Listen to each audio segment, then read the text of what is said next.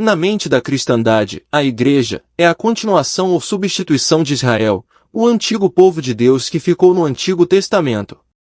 Para eles, as profecias do Antigo Testamento, que faria do Israel restaurado e salvo, a cabeça das nações, caducaram, e se tornaram bênçãos espirituais vistas hoje na Igreja. Mas isto está longe de ser uma interpretação correta das Escrituras. Quem pode duvidar, portanto, de que as coisas preditas nas Escrituras em relação a Israel estão agora tomando forma literalmente? Que fazer com que todas as condições e ocorrências que se sincronizassem, coincidissem, convergissem exatamente para o mesmo período da nossa história? Sabemos que o relógio profético está parado nesta era da Igreja, mas o cenário já está sendo montado, para que, com o arrebatamento da Igreja ao céu, Israel volte a ser o foco de Deus para sua restauração e salvação. Se, como alguns sugerem, a Bíblia não é a própria palavra de Deus, por que as coisas opostas não acontecem hoje? Russell Taylor Smith disse muito bem que qualquer homem que consegue segurar uma Bíblia aberta em uma mão e um jornal na outra, e então não consegue dizer que horas são, precisa se lembrar das palavras de nosso Senhor Jesus que disse: ó hipócritas, vocês não conseguem discernir os sinais dos tempos? Mateus 16 verso 3. Se, portanto, o cenário está preparado para o cumprimento literal das profecias, como pode ser negado que Israel, como nação, foi destinado por Deus a desempenhar um papel nos acontecimentos dramáticos e cruciais para os quais o mundo está agora a mover-se rapidamente? O que acontecerá se os judeus e sua terra forem tirados deles? Quem é tão cego que não consegue ver que Israel é o pivô em torno do qual giram hoje todos os relacionamentos de Deus com as nações? Deixar de fora a nação de Israel como futuro destinatário da bênção de Deus na terra, não só anula o efeito da palavra de Deus, mas também a distorce completamente, de modo que a profecia não tem significado. A atual cena política internacional, especialmente quando vista em relação a Israel, tem um significado profundo. Pois, em primeiro lugar, o Médio Oriente e os países próximos constituem um dos focos mais vitais da tensão mundial. Em segundo lugar, muitos povos daquela e de outras regiões surgiram como do pó, desde o fim da Segunda Guerra Mundial, e sacudiram a inércia de séculos, reafirmando seus direitos e declarando corajosamente a sua independência. Especialmente o Egito tem vindo a ganhar cada vez mais destaque e é agora um Estado soberano. A seguir, os vizinhos de Israel e as nações mais distantes lançam sobre ele olhares cobiçosos. Não precisamos nos surpreender com isso. Israel é uma terra de riqueza e prosperidade ilimitadas. Sua conquista e rápido desenvolvimento foram surpreendentes. O espírito pioneiro dos seus filhos fez com que o deserto florescesse como uma rosa. Nas artes, na cultura, no comércio, na ciência, na medicina e na agricultura, Israel está cada vez mais na vanguarda. O aumento das chuvas é um milagre moderno. O seu serviço de saúde está num nível superior ao dos Estados Unidos, Grã-Bretanha, Rússia, França ou Alemanha. A sua taxa de mortalidade é a mais baixa do mundo, e considerando que o Estado tem apenas 75 anos e que a migração em massa de tantas terras para ele foi acompanhada por doenças generalizadas. No entanto, apesar da conquista notável e do progresso nacional de Israel, há algo ainda mais notável. Está no fato bem conhecido de que os judeus na Palestina hoje estão totalmente excluídos do único lugar na terra que, acima de todos os outros, é querido e sagrado para seus corações, a sua amada cidade de Davi, com sua área do templo, o muro das lamentações e outros objetos de veneração. A velha Jerusalém ainda está em mãos árabes. Contudo, não são apenas as nações vizinhas que cobiçam a riqueza de Israel, eles nutrem um ódio intenso e profundo. Eles são seus inimigos declarados. No mesmo dia da sua independência, o novo Estado foi atacado em todas as frentes pelos exércitos de 7 países. Também há alguns meses depois, o Egito, a Síria e o Iraque assinaram um tratado para se unirem a fim de destruí-lo.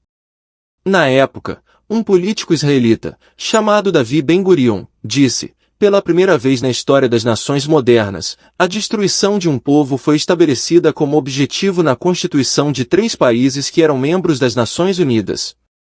Além disso, no extremo norte da Palestina encontra-se a antiga e grande União Ateia das Repúblicas Socialistas Soviéticas, que através da penetração pacífica e outros meios tem agora muitas nações satélites sob as suas asas. Esta potência também é hostil a Israel e tem ajudado os árabes enviando-lhes grandes quantidades de armas e equipamento militar para usarem contra os judeus. Então não devemos deixar de observar que a oeste da Palestina se formou uma grande combinação de nações como Itália, Alemanha Ocidental, França, Bélgica, Luxemburgo e Holanda. Esta poderosa combinação estabeleceu o que é conhecido como Mercado Comum Europeu, que foi ratificado pelo Tratado de Roma em 1957. O seu objetivo é tanto econômico como político, e foi descrito como a maior tentativa de unificação europeia desde Carlos Magno. Como é bem sabido, a influência cada vez mais dominante nesta grande combinação é o Vaticano Romano. Uma grande diferença entre ela e da antiga União Soviética é que ela é amiga da causa judaica. Aqui está, brevemente, um delineamento do atual cenário internacional, visto em sua relação com Israel. O seu significado profundo, como o da vida judaica moderna, reside na sua estreita semelhança com o quadro dos últimos dias tão graficamente retratado nas escrituras proféticas, como veremos agora. Estas escrituras indicam claramente que o centro da tempestade no fim dos tempos será a Palestina e os países adjacentes. Para ver e entender tudo isto, é sugerido que leia com atenção Ezequiel capítulos 38 e 39. Daniel 11 versos 40 a 45, Acarias 10 versos 10 e 11, e capítulos 14 versos 1 a 21. Estas passagens bíblicas ensinam que nessa altura haverá um poderoso surto de nacionalismo. A figueira exibindo suas folhas tenras, após o longo sono do inverno como temos em Lucas 21 versos 29 a 33, simboliza a revivificação e a prosperidade de Israel como nação, enquanto a afirmação de que todas as árvores brotarão, indica que nova vida e vigor também se manifestarão em outras raças. Mesmo que se duvide desta interpretação da parábola de Nosso Senhor, muitas outras escrituras ensinam claramente a mesma coisa.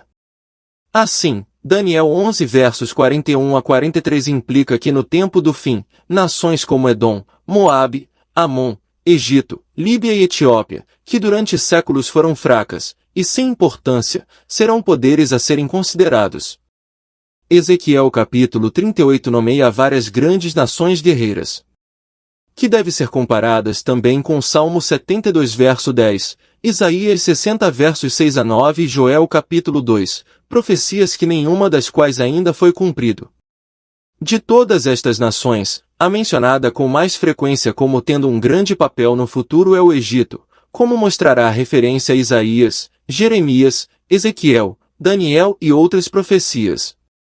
O profeta Ezequiel prediz, também, que nos últimos anos, capítulo 38 verso 8, nos últimos dias, verso 16, os povos que estão reunidos dentre as nações, verso 12, Israel, verso 14, então habitar na terra que foi trazida de volta da espada, verso 8, no meio da terra, verso 12, será tão rico em prata e ouro, gado e bens, verso 13, que certas nações, gananciosas e invejosas das suas vastas riquezas, irão atacá-los para capturar a presa, para levar grande despojo, verso 13. Tudo isto não deixa de ser muito interessante, mas chegamos agora a um ponto muito mais interessante. Pois embora esteja claro nas Escrituras que Israel reocupará sua própria terra na incredulidade, e antes da descida de Cristo à terra para reinar por 1000 anos, Nosso Senhor menciona algo que à primeira vista pode parecer sugerir uma contradição positiva disto. Este é o fato de que Jerusalém, a capital da Palestina, não será libertada do jugo gentio, mas será pisada pelos gentios, até que os tempos dos gentios se cumpram. Lucas 21 verso 24. Conciliar este versículo com as passagens que parecem ensinar exatamente o oposto deve ter sido uma dificuldade para muitos estudantes devotos da palavra de Deus até os tempos modernos. Mas, para nós hoje isso demonstra a precisão infalível dessa palavra. A Jerusalém moderna cobre agora a área precisa predita em Jeremias 31 versos 38 a 40, e pertence a Israel, mas a cidade do templo de Nosso Senhor, a velha Jerusalém, ainda está sob o domínio dos gentios. Além disso, Joel 3 versos 9 a 19 e Zacarias 12 versos 1 a 9, e capítulo 14 versos 1 e 2, indicam claramente que Israel será assolado por muitos inimigos no fim dos tempos. Acreditamos, também, que o Salmo 83, no qual uma grande confederação de 10 povos se opõe à nação, e do qual alguns veem um cumprimento parcial em 2 Crônicas 20, ainda guarda seu cumprimento integral. A profecia, é claro, emprega nomes antigos. Embora a identidade de alguns deles seja talvez incerta, a referência é claramente às nações árabes que fazem fronteira com Israel, Assur, ao norte, Tiro ao noroeste, Edom, Ismael e Moabe ao sul, Amon e Amaleque ao leste, e os filisteus, hoje no distrito da faixa de Gaza, a oeste. Todos estes estão empenhados na destruição do povo escolhido de Deus. Venha, dizem eles, vamos excluí-los de ser uma nação, para que o nome de Israel não seja mais lembrado. Salmos 83 verso 4.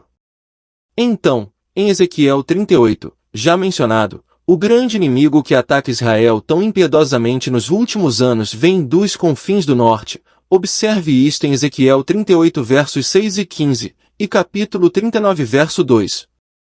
A expressão que está nestes versículos, os extremos do norte, ou seja, o norte da Palestina, não deixa qualquer dúvida quanto à localização geográfica em vista, que é aquela ocupada hoje pela Rússia. Finalmente, além da grande confederação do norte, as escrituras falam da presença de um poderoso bloco de nações no sul da Europa no tempo do fim. Este poderoso império será composto por 10 reinos. Leia Daniel 2 versos 40 a 43, capítulo 7 versos 7 e 24, Apocalipse 13 verso 1, capítulo 17 versos 3, 7 e 12,16 17. Durante algum tempo será controlado pelo sistema eclesiástico representado pela mulher vestida de escarlate em Apocalipse 17 versos 3 e 7. As 7 colinas sobre as quais a mulher está sentada significam a cidade de Roma, Apocalipse 17 versos 9 e 18. Roma será, portanto, o centro governamental deste imenso império, uma Europa unida. O seu grande príncipe será declaradamente amigo dos judeus e celebrará com eles um pacto de 7 anos, garantindo, sem dúvida, a proteção dos direitos e liberdades do seu pequeno estado. Daniel 9, 26, 27. Ver-se-á assim que, ao tocar em todas estas questões profundamente significativas, o foco da atenção mundial, o espírito do nacionalismo, a importância crescente do Egito, a ganância das nações pela vasta riqueza de Israel, os factos únicos relativos a Jerusalém, o ódio dos árabes dos judeus, a ascensão da Rússia e o seu apoio às nações árabes, a união das grandes potências na Europa, a sua crescente subserviência a Roma e a sua atitude favorável para com Israel, no que diz respeito a todos estes assuntos e outros que poderiam ser mencionados, existe uma semelhança estreita e surpreendente entre a face da atual situação internacional e o programa profético dos últimos dias, conforme retratado na Palavra de Deus.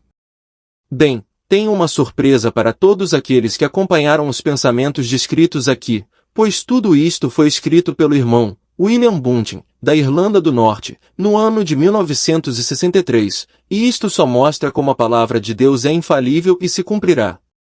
Pois o cenário de hoje está mais arranjado do que quando ele escreveu estas linhas.